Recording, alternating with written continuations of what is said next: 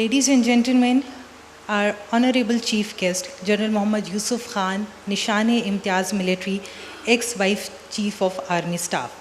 General Yusuf was commissioned in 37th PMA and was posted to Guides Cavalry, his father's unit. In his illustrious military career, which saw him reach the highest rank achievable, he served in various command, staff, and instructional appointments.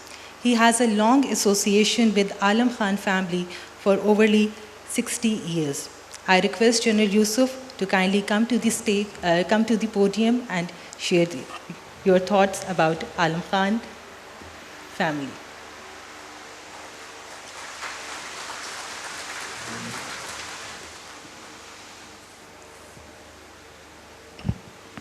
Bismillahir-Rahmanir-Rahim. Alhamdulillahi Rabbil Alameen. Wassalatu wassalam ashraful anbiya Sayyidul Mursaleen. Highly esteemed, most respected Begum Zade Khan, venerate members of the Alam Khan family, Mr. Ikram Sehgal, Vice Admiral Shamoon Alam Khan, Wing Commander Aftab Alam Khan, Lieutenant General Javed Alam Khan, Lieutenant General Tahir Mahmood Qazi, ladies and gentlemen, Assalamu alaikum.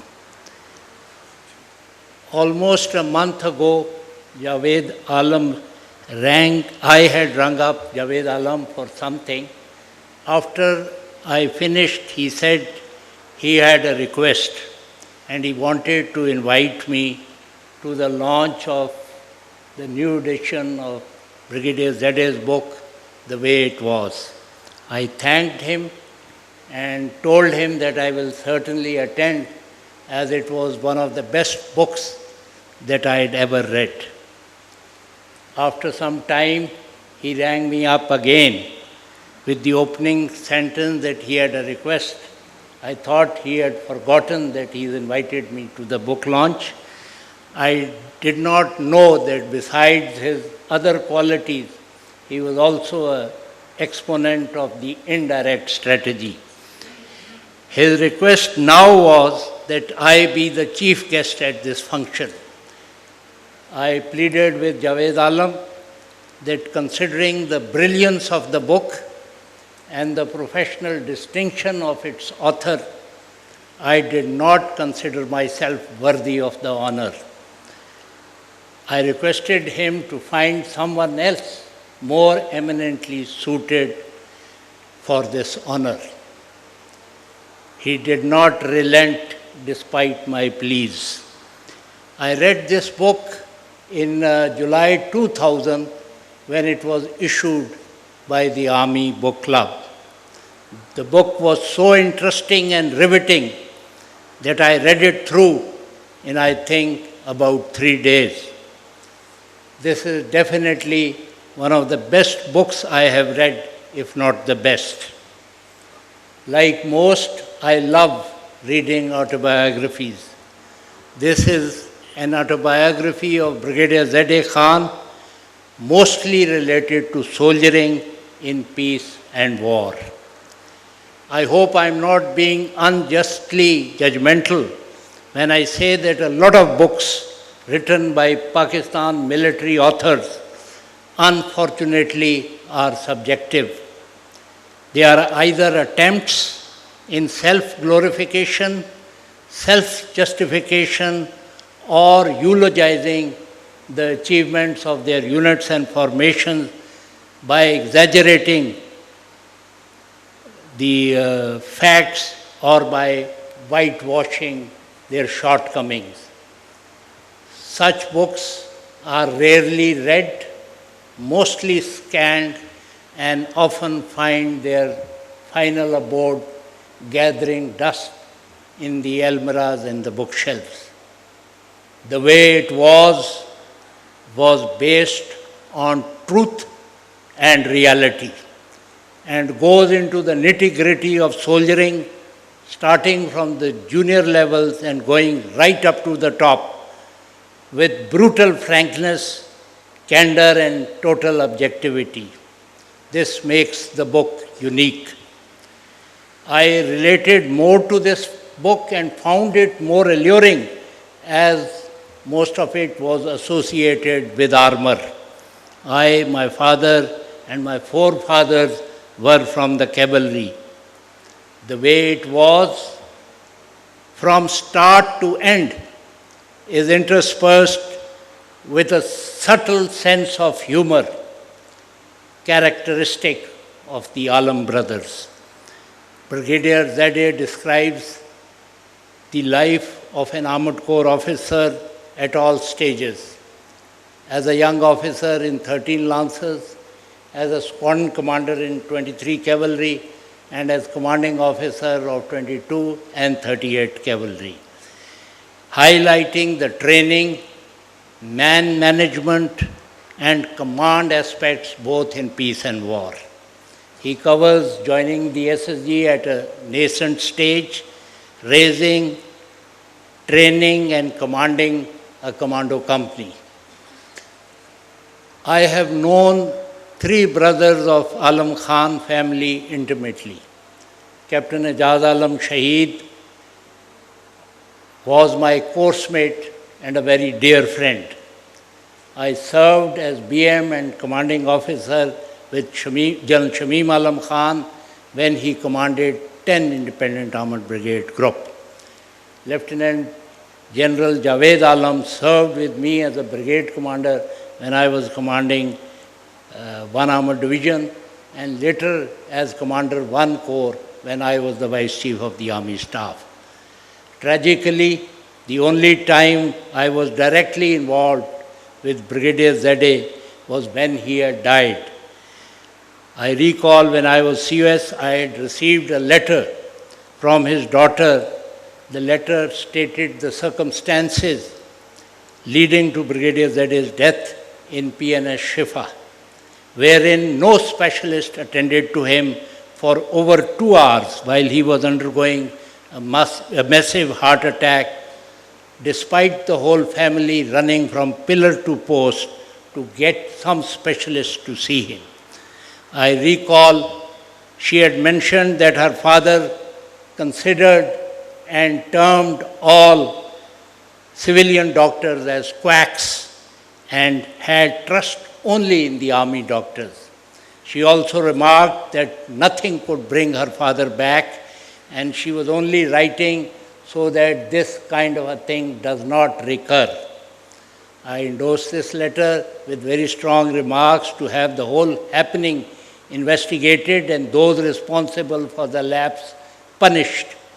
The inquiry put up to me was a complete cover-up, stating that no one could be held responsible. I did not agree at all, and after obtaining facts from the family through General Shamim Alam, had those responsible punished. I later learned that the Commandant PNS Shifa, who was likely to be promoted as a Major General, was superseded. I had never served close to Brigadier Zadeh or under him. I had only seen him as a Lieutenant Colonel from a distance. I only met Brigadier Zadeh socially 2 or 3 times after he had retired, and always in Karachi. Having read the way it was, I feel I know him as well as the 3 brothers, if not more, by just reading his book. I will say a few words on the insight into Brigadier Zadeh's personality and the impressions that I formed only by reading the book. Those of you who knew him could comment whether I am correct or not. Brigadier Zadeh was a great leader of men, both in peace and war. He exhibited exceptional leadership qualities, particularly under adverse environments. In my opinion, he was also a model armor officer, a blend of technical and tactical competence, extremely decisive, always taking decisions in complex and unfamiliar environments in the absence of orders and at times in defiance of orders, if the situation or the mission or the cause so dictated it. He was very bold and innovative in his approach and often came up with out-of-box solution. He was always mission-oriented in his approach and conduct. Anything which detracted from it, he always opposed wherever it came from, even when it came from the seniors. When you don't agree with the senior, you are required to state your views and objections firmly while staying within the norms of discipline. Having done that, however, you can't expect your senior to always agree. There were commanders who, blessed with the equity of practical judgment, could dispassionately and even-handedly figure out that if they followed orders, it might be detrimental to the cause. They risked their careers disobeying such orders. Brigadier Zade belonged to this dying breed of officers who were officers of character with the courage of conviction, who were considered difficult subordinates for anyone trying to command them through weight of their ranks. They were actually more disciplined when seen in the context of mission accomplishment.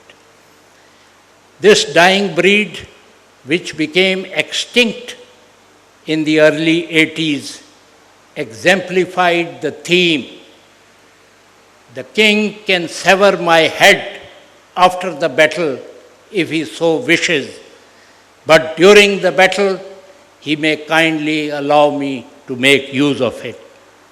Brigadier Zade stood out, unlike most career-oriented officers, for his scrupulous attention to detail in administration, man management and logistics, both in peace as well as war. We have suffered because these aspects were neglected, particularly in wars. Service with SSG had honed his practical bias. He was not a slave to conventions, SOPs and procedures. He followed them whenever they were worthwhile, but disregarded them if they did not make sense.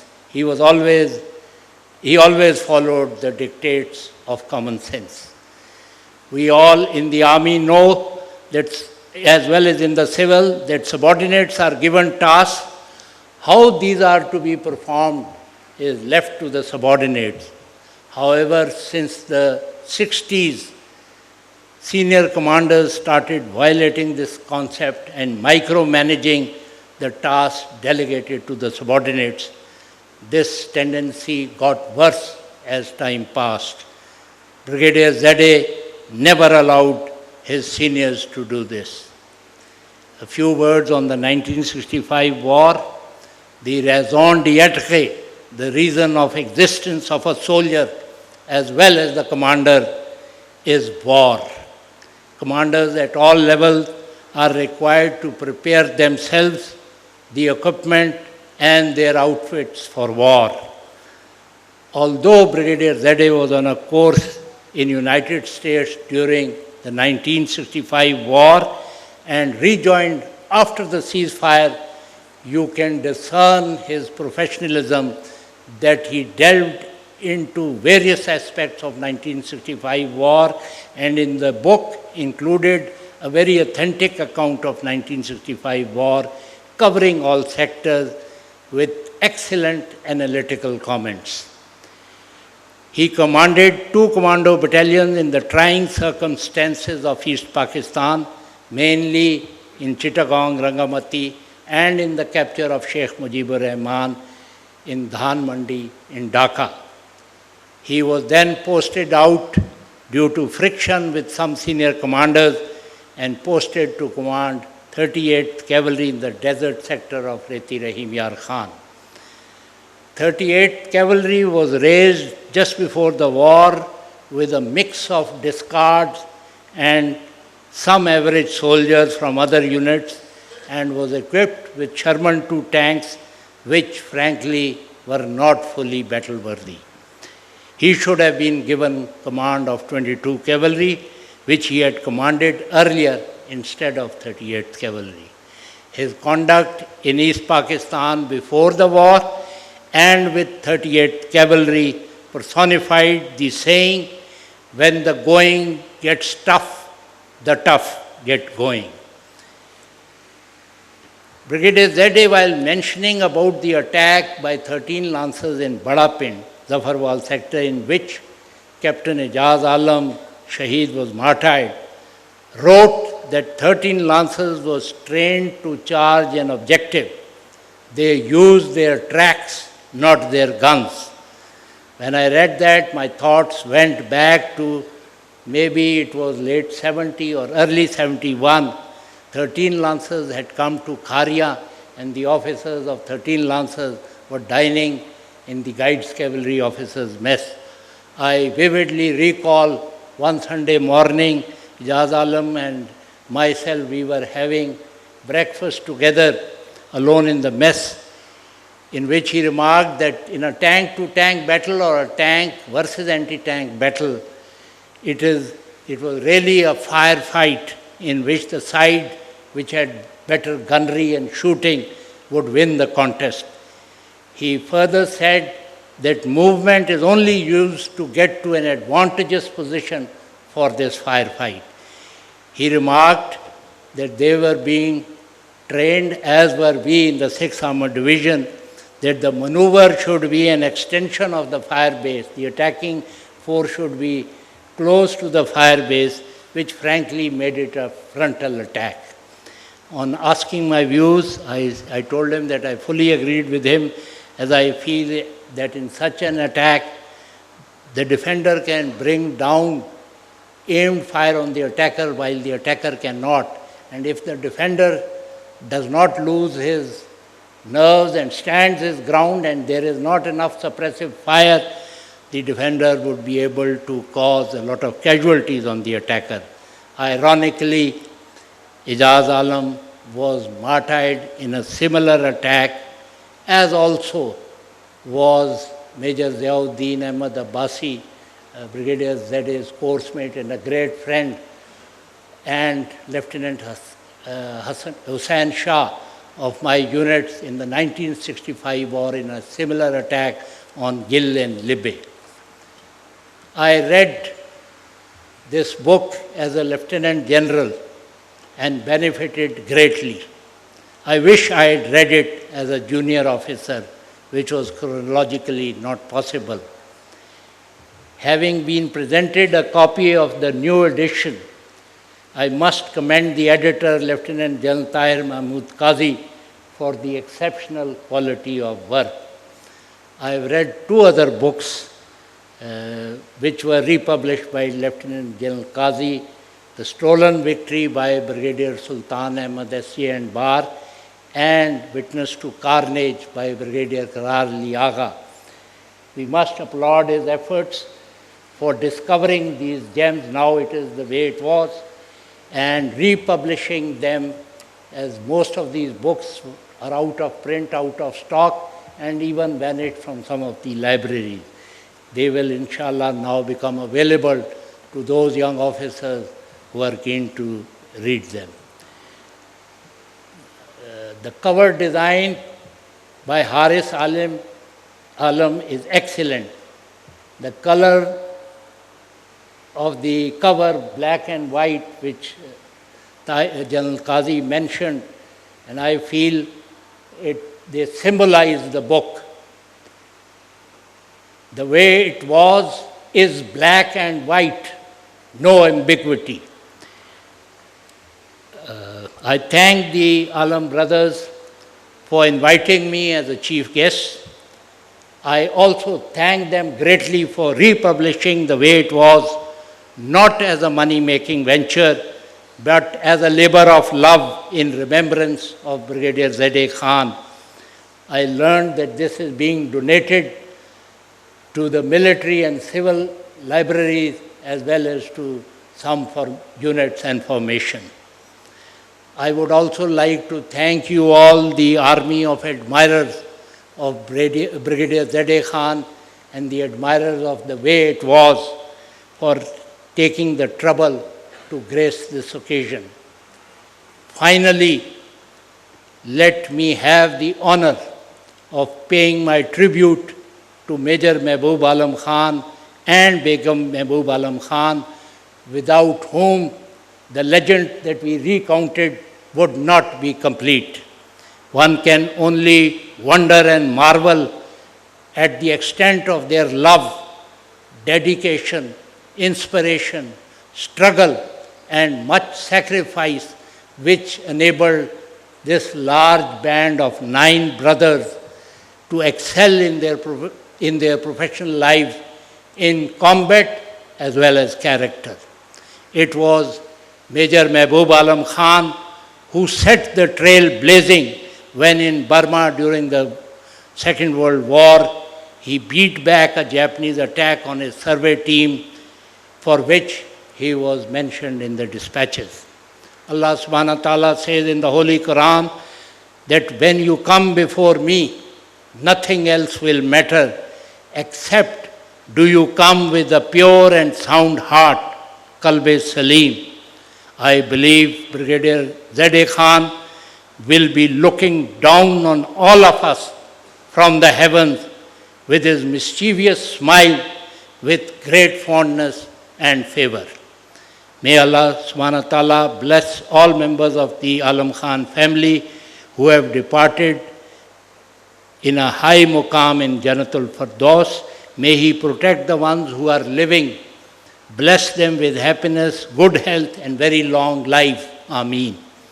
Jazakumullah khair. Barakallah fi. Wassalamu alaikum wa rahmatullahi wa barakatuh.